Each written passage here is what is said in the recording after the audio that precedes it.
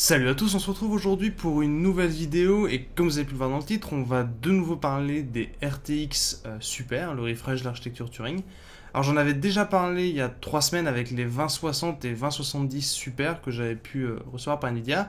Et là maintenant ce qui est officialisé en fait c'est la 2080 Super. Alors on va pas trop s'attarder ici sur ce refresh d'architecture Turing, d'une part parce qu'il fait beaucoup trop chaud et que plus je passe de temps à record, plus la température monte, et d'autre part parce que j'avais déjà pas mal parlé de ce refresh et de Turing en général dans mes précédentes vidéos, donc je vous mets des petites annotations vers là si jamais vous voulez jeter un œil.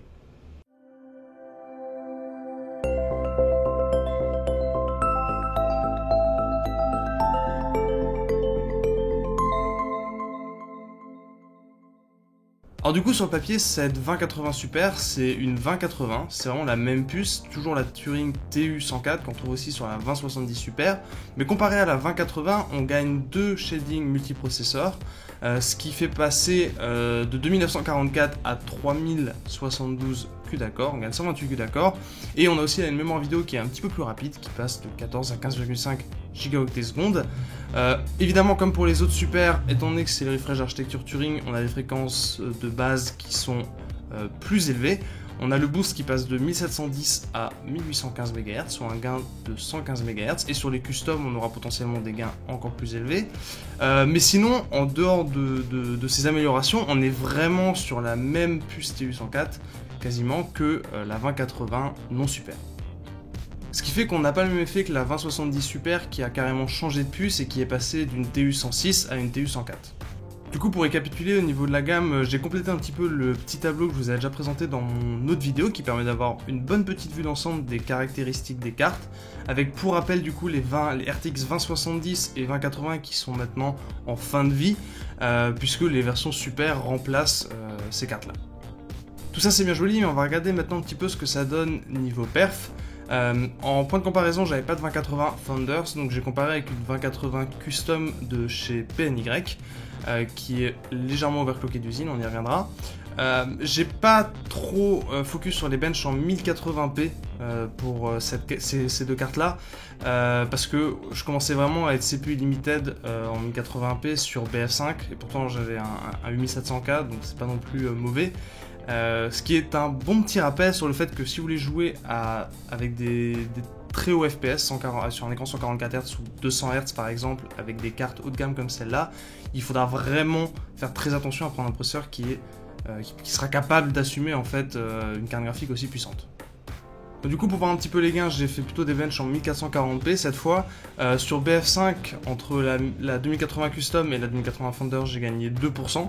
Ça m'a paru assez faible, donc j'ai quand même fait des petits tests sur Tomb Raider, qui est un jeu qui consomme un peu moins de niveau processeur, pour vraiment être sûr que ce soit pas le processeur qui limite. Et sur Tomb Raider, j'ai remarqué le même gain de 2%, donc c'est pas énorme, je pense qu'on est d'accord là-dessus. Mais en fait, comme je disais, vu que le fait que la 2080 Custom que j'ai a d'une part un refroidissement un petit peu plus costaud et un overclocking d'usine, ça permet ici d'avoir une 2080 qui s'overclock assez bien toute seule. C'est pour ça que j'ai mesuré les fréquences qui sont un peu supérieures sur la 2080 Custom que sur la 2080 Super Founders que j'avais ici. Mais donc, du coup c'est pas une comparaison vraiment équitable dans le sens où on compare une carte qui est un peu plus overclockée d'usine que la Founders Edition. Mais pour vous donner une idée, en comparant à une 2080 Founders qu'a fait Nvidia dans les chiffres qu'ils fournissent à la presse, on voit des gains un peu plus, notable. Ça va de, certes, 1% sur Far Cry 5, qui est assez gourmand en CPU, mais on peut gagner quand même jusqu'à 6,9% sur Metro Exodus avec le ray tracing et le DLSS. Donc il y a des jeux où vous allez avoir des gains plus importants, si on compare évidemment avec une 2080 Founders. Si jamais vous voulez voir plus de chiffres et avec des benches plus détaillés, je vous mettrai un lien vers un article dans la description. Vous avez aussi la vidéo de Gamers Nexus qui fait toujours des benches très détaillés et qui a même vu des gains jusqu'à 9%, donc ce qui colle à peu près avec les chiffres qu'annonce Nvidia. On a donc un petit gain ici avec cette Super, mais on reste quand même proche d'une 2080, même en Founders, et on est encore plus proche des 2080 Custom qui peuvent avoir un overclocking d'usine plus important. Alors qui dit plus d'unités de calcul dit évidemment hausse au niveau de la conso, mais par rapport au relevé que j'ai pu faire, c'était plutôt correct.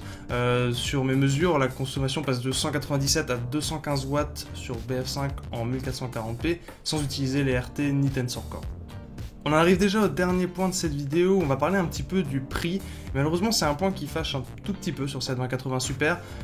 Comme on a pu le voir, la carte, elle est un peu plus puissante, elle consomme pas beaucoup plus, donc ça va. Mais niveau prix, c'est un petit peu mitigé. Si on regarde sur la 2060 et 2070 Super, dont on avait parlé plus en détail dans l'autre vidéo, on était plutôt bien placé, le rapport performance-prix était bon, même si on se mettait face à des cartes custom. Je vais parler un petit peu des prix aussi dans l'autre vidéo. Mais autant là, le meilleur cas de figure, c'est quand on compare Founders, 2080 Founders à 2080 Super Founders. Et là, effectivement, on en a pour son argent, puisqu'on a plus de performance pour un prix de lancement qui est 105 € inférieur.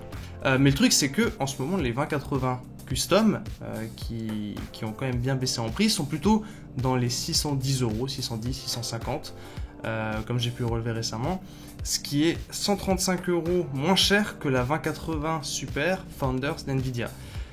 Donc vous pouvez potentiellement acheter une 2080 Custom qui va être proche en termes de performance, qui va être 135 € moins cher, donc c'est pas négligeable.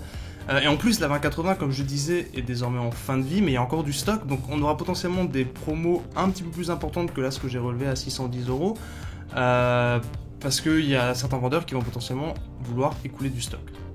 J'en profite pour rappeler que jusqu'au 18 août, vous avez Wolfenstein Youngblood et Control qui sont offerts sur toutes les RTX. Alors évidemment, pour l'instant, les 2080 Super en version custom sont à peu près au même prix que la Founders, donc il va falloir suivre l'évolution des prix de la des 2080 Super en version custom. Évidemment, ils vont potentiellement baisser ces prix, ce qui pourrait rendre la carte plus rentable que ce qu'elle n'est actuellement. Mais comme je disais, pour l'instant, mon conseil, c'est plutôt d'acheter une 2080 custom. Potentiellement même l'overclocker un petit peu, si vous n'avez pas froid aux yeux, ça se overclock assez facilement. Et ça vous permet en fait de quasiment arriver à une 2080 Super. Dans tous les cas, j'espère que cette vidéo vous aura plu. J'ai pas trop tiré en longueur parce que j'avais déjà pas mal parlé des super et que je suis en train de mourir de chaud. Mais si jamais vous avez des questions, n'hésitez pas à me les poser dans les commentaires et on se retrouve très bientôt pour une nouvelle vidéo.